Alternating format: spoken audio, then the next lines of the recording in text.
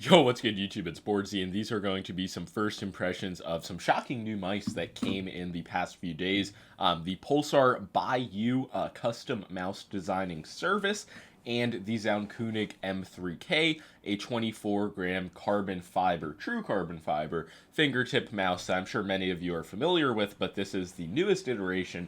And there's actually a lot about this that I think is better than the previous versions, but then again, at close to $400, I'm not saying to throw your money at it. And it doesn't have quite the gap in terms of weight that it used to have on the fingertip mouse industry. Now there's the Zero mouse at 26 grams. The G-Wolves mice are, I believe, like 28 or so. So I know a lot of people will probably think 24 grams with a cable, that's just like, it's disqualifying. But when I tell you that this is the most flexible, lightest, thinnest rubber cable I have ever seen implemented on a mouse, I mean, you can take my word for it that it is a massive step up from the M2K and the M1K cables, which I said honestly ruined the mouse. Like, I was a big hater of it for that reason. But yeah, this cable solution is something I can truly say does not weigh down the mouse. All of my testing so far in Fortnite Zero build aim trainers, the cable hasn't hindered me once, but I will say one like thing to nitpick, I don't even know if it's a flaw, if it's a feature, it doesn't like actually fit in bungees. I know the Razer bungee was usually good with very thin cables. The bungee will like give the cable an idea of where to be, but eventually it will slip out of it.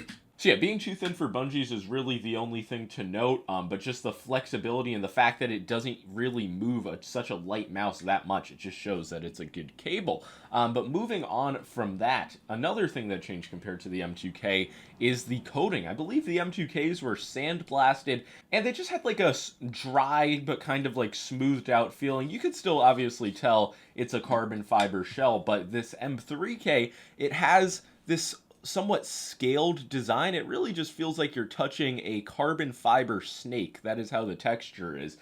Easily the most like interesting, unique feeling just texture. It's not even a coating that I've ever felt on a mouse. And yeah, I'm no carbon fiber expert, but maybe some of you guys can look at this and gain some more information. I do see they added a bit more of material on the clicks, so I guess there's not as much room for post travel. I'm not sure if it actually does limit it, but the click feeling is very good as well. They're still using Japanese Omrons. These switches are fucking light. They are spammable. They're light as a feather. I would say effectively this feels as low latency as the OP18K, if not even lower, just because of how light the clicks are and how instantly they activate. So yeah, click feeling wise, this is in line with previous Zaunkoenig mice, which is just a very low travel, fast, spammable, unmatched like feeling click on the market, and there's no issues with the quality in my opinion in terms of like side to side wobble. And yeah, obviously plenty of other mice have great click implementations, but for such a premium priced mouse, this does have a really good feeling click in my opinion. And Zaunkoenig was also using SPDT modes for their switches before. That was a cool thing to do. Yeah, moving past the clicks, I want to talk about the shape, and this is obviously a very boxy shape. If you watch my M1K and M2K reviews, I just never really loved it. It was not my number one fingertip shape, and it's still not, but I'm going at it with a different approach.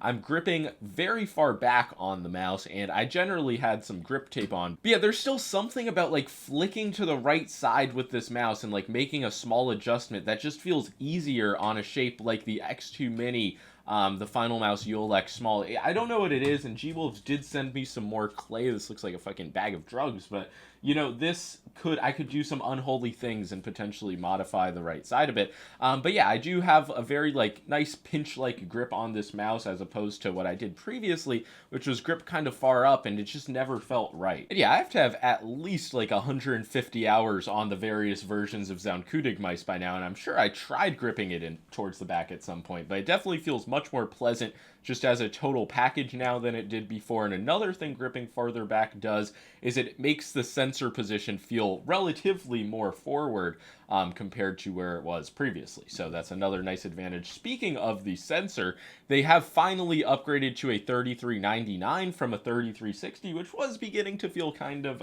antiquated.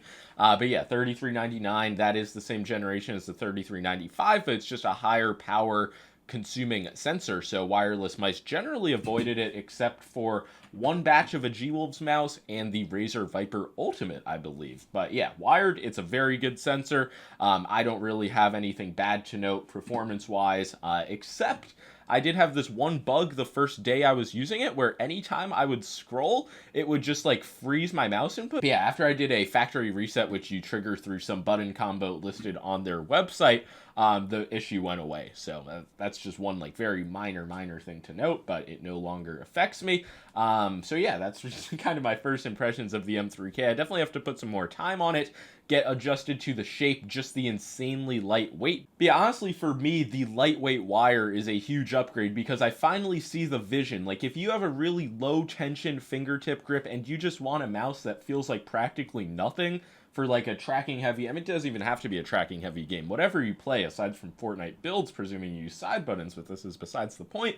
I see the vision. I just need to put more time on it and see if it's something that I can like consistently like break my Kovacs records with, feel better with in Fortnite Zero build than any other mouse, because currently it is still more of just like a insane enthusiast product than a top performing mouse for me personally. But yeah, those are my first impressions for the M3K. A full review will follow. You can kind of see that moisture and sweat will like stick to the mouse, but it will just wipe right off, and then the coating's pretty much dry. But yeah, now moving on from Zaunkoenig, this is just going to be like a quick intro, maybe even an overview of the Pulsar by You service. This allows you to customize any like standard base Pulsar mouse pretty much to the specs you desire. You see they list them like nutrition facts. I don't know what's going on with my lighting. So yeah, this was sent out for review. Pulsar allowed me to customize it to my heart's desire. We obviously got the shock text, the America design. It could also be a France design, a Korea design, a Russia design, Serbia design, probably other designs. But yeah, it's just a very good version of the Pulsar X2. These are hand assembled in Korea. They even give you a card of the person who made my mouse, Joshua. Make your mouse, get Triumph. Like, is that not incredible stuff? But yeah, these do have a 2-year warranty. Like, you can send it back and they will fix it if anything pops up, which does help with considering the $150 base price for this mouse. I'm not gonna lie, adding it, like customizing things, they aren't getting you there. Like, the only things that add money, I think, are the aluminum scroll wheel, which I did not opt for. I just have like the standard Pulsar wheel. If you want a larger 500 milliamp hour battery, that adds $5, I believe. And they don't give you the 4K dongle for free, which I think is like they should be at this price.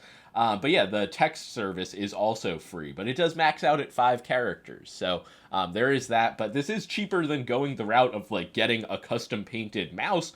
So there is that, and it does just feel very premium. It feels well built. I did get the smallest battery, but it's really not that much of a weight decrease. This does come in at 52 grams on my scale, not so much as a Creek. I have only had it for a day, so I can't judge the long-term quality. But yeah, I can say that out of the box, everything really just feels tuned up for the switches. I did get Huano Blue Shell Pink Dots in honor of the switches that were used in my previous collab. But yeah, really, there's a good number of mechanical switch options, so if you know your preference, you can just go with that. If I were to do it again, I'd probably do the Kale GM 10.0s just because I've never tried it before. But this is a very sharp, definitely like firmer, not the lightest click, but still pretty fast, nice tactility. It is kind of crazy, though, that this is the same technical switch as the Final Mouse ULX uses, but those clicks just feel way lighter to the touch. I know they are binned, but yeah, it's just worth mentioning compared to some other Huano Blue Shell Pink Dot implementations. This definitely does have a sharp tactile feel. But yeah, really all around, there's not much to say about this beyond the fact that it's an X2 Mini, but customized. So if you're a big fan of a Pulsar shape and you feel like this is something worth considering, I'd say, go for it. But if you are budget-minded, obviously just the base models, something like a VXE Mad R, which I believe is under $50 with a higher pulling rate dongle. Unfortunately, my base was not flat, so I had to put on like fucking 50 dot skates. It ultimately, it works out. It has held up relatively good enough. After a little bit of like Fortnite use, the backside button kind of gave out, but click-wise, the Omron opticals are still holding up. And yeah, that's one other thing. The optical switch options in the Pulsar by You service are very limited, and by limited, I mean there are only the Raysha optical switches. I do wish they would add maybe Omron opticals, maybe even another type. But yeah, I don't know what that comes down to. I would say the different mechanical switches for no added premium are something that gives this mouse a little bit of uniqueness. Yeah, just the service in general is very unique as well to see from an actual company supporting it for all of their product types. I don't know how limited the stock is going to be on these since they are like hand assembled. I think mine was the 7th ever created. But yeah, it's just if the base model makes more sense for you, go for the base model. But if the custom one is something that piques your interest, yeah, it exists for a reason. That's the way I look at it. The coating on this is also like much more rubberized and kind of wet feeling, kind of like the Viper V3 Pro White, but I would say like even more so. Like it's just a very rubbery feeling. I know they have transparent shell types. I can't tell you how those will feel. But yeah, definitely if you are a fan of very rubbery feeling coatings, this will be right up your alley. And also the shock text does have a noticeable, like it's raised up from the rest of the shell. Like you can feel it. I don't know if you tried to scratch it off for a month, it probably would. But I'm not going to do that. I'm going to keep it there. And yeah, all in all, this is a mouse that I like a lot. Obviously, being such a big fan of the X2 Mini shape, just a custom version of that with specs to my liking, what's there to complain about? The skates are another thing. If you opt for glass skates, that will add another $10 onto the price, I believe. So I got those just because I hadn't used glass skates in a while. I'm using the Vaxi PC pad, which is a more textured pad, and these play very fast with low initial friction so far, and it's a nice, pleasant feeling. This mouse does weigh over twice as much as the M2K, but it's surprising. Like, I genuinely enjoy it for fingertip. I enjoy the added stability. I don't think the weight is really a killer aspect of it, but yeah, this is definitely heavier than most mice at its size range that are really pushing the limits in terms of weight. So that's going to be all for my early thoughts on the Zaunkoenig M3K and the Pulsar Buy You service with the America Edition X2 V2 Mini.